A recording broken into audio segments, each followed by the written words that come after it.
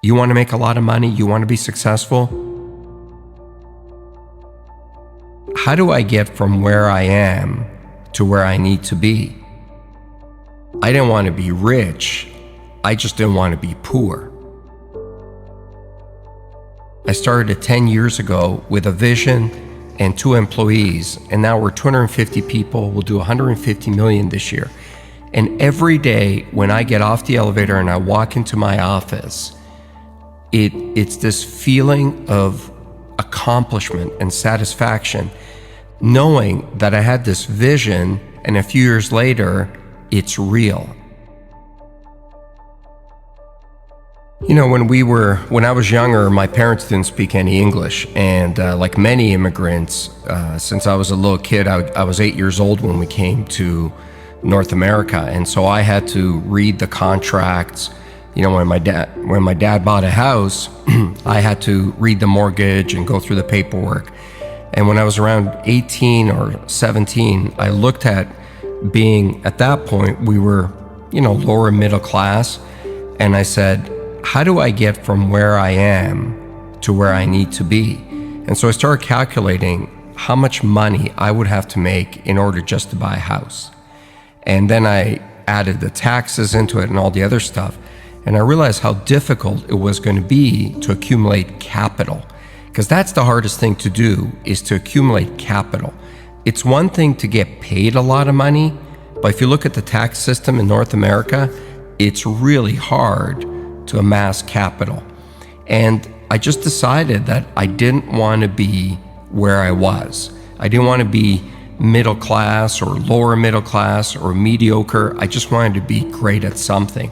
Because I figured out that the people that I saw that were doing great things were fundamentally great at one thing. The analogy I always use is Peyton Manning gets paid $10 million a year. He doesn't get paid $10 million a year to tackle, to kick the ball, to play defense. He gets paid $10 million a year to do one task and do it really, really well. Nobody buys from you. Nobody makes you wealthy because you're okay at something. The world does not reward mediocrity, nor does it reward average. It only rewards exceptional. So you got to find that one thing that you're good at, and you got to become great at it. Because if you focus what you're not good at and try to become good at it, you're going to run into somebody who is going to clean your clock at it. When you think about success and you think about business and you think about being an entrepreneur, everybody wants to talk about the good times. And I always say to people, it's easy to be an entrepreneur when the sun is shining. It's easy to run your own business when there's good cash flow and people love you and there aren't many problems. But have that same desire to do it when your biggest customer just left, or do it when you don't have enough cash to make payroll, or do it when you've got real problems at home and nobody cares. Being a great entrepreneur is the ability to stay focused and highly motivated when there's failure around you. It's not your ability to handle success that'll decide how successful you'll be. It's your ability to absorb failure. Not take failure, not get hit, but absorb it. I mean, absorb it with every fiber of your body. When there are those days where you feel like, I just cannot go on. Get up on those days, get in front of your team, and get them going in the same direction, and be highly motivated on those days. Because if you can do it on those days, you can do it any day. Being a successful entrepreneur is really lonely. I'm not saying that because I expect people to call me up and say, I'll be your friend and look for sympathy, but it's true. The more successful you are as an entrepreneur, the lonelier it is, because there's just less people that you can hang out with. And the bigger you are, also the bigger the target on your back, and someone's always out to get you. When you're starting out and things aren't going well, misery really does find company. It's easy to find a lot of people to have a beer with and hang out with. But that level of focus to keep going is really difficult. And so one of the things I try to do is I look for people that have been where I want to go. And I love to learn. I've looked for many people along the way. From Warren Avis, the guy who started Avis Rent-A-Car, I used to work for him indirectly. He owned a holding company that I worked for, and he was a great guy.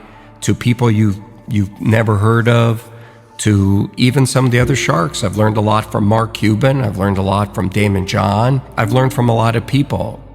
The biggest lessons, and my biggest mentor, was always my dad, because that level of courage I had never seen in another human being. And when I was younger, I didn't really understand it. Once I got older, I understood the sacrifices that he had to make for me to be given the opportunity to be successful. I mean, he was 37 years old, left a communist country, crossed the border, hopped on a boat, and brought his wife and me, my mom and I, with one suitcase to a foreign country where he didn't speak the language, didn't know a single soul, and we had something like $20 in our pockets. That's courage. And as I got older, what I really learned out of that is never complain, because number one, nobody cares, and two, all you deserve in life is an opportunity. Man, when something gives you an opportunity, you got to take it, you don't complain, and you got to go for it. I'm a highly emotional guy. I'm a highly passionate guy. I love my business. I love everything about it. Where I'm not emotional is when it comes to winning or losing. You've got to be very careful about not taking your own bias or emotion into a negotiation or into a fight or into anything, because you've got to be very clear what the goal is. And in business, the goal typically is to make money. When I went to sell my first business to AT&T, I didn't want to sell it. And so it was the night before we were supposed to close the deal. And so I changed my mind, and I called the CEO at the time, and I said, "Oh, I can't sell this business." And he looked at me and he said, "Why not?" And I said, "Oh, it's my baby." And he said, "No, it's not. It's a business." I said, No, it's my baby." And he goes, "No, it's not.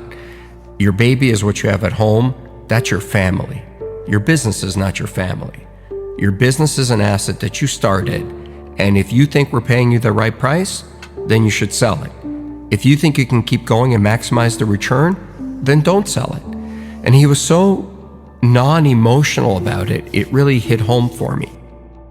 I've seen more people make mistakes because they get angry or they get highly emotional in front of a customer or in front of a supplier. Leave your emotion at the doorstep. Business is about business. When you hit the real world, you're going to start competing with people who are really, really good at something.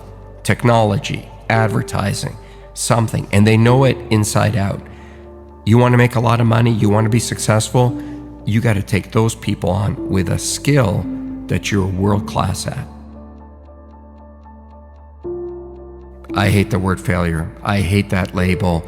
I wake up in a cold sweat in the middle of the night sometimes when I feel like I'm going to fail or I'm a failure. I run every day, and I run pretty far, and sometimes, just like everybody, I get jet lag and I get tired. And when I get to that point where I feel I cannot go on, this little inner voice inside me says, "What are you, a failure?" And then I don't care if my feet are going to fall off and blood is going to start dripping out of my veins. I will not stop. I hate that word. I do not want to be defined by that word.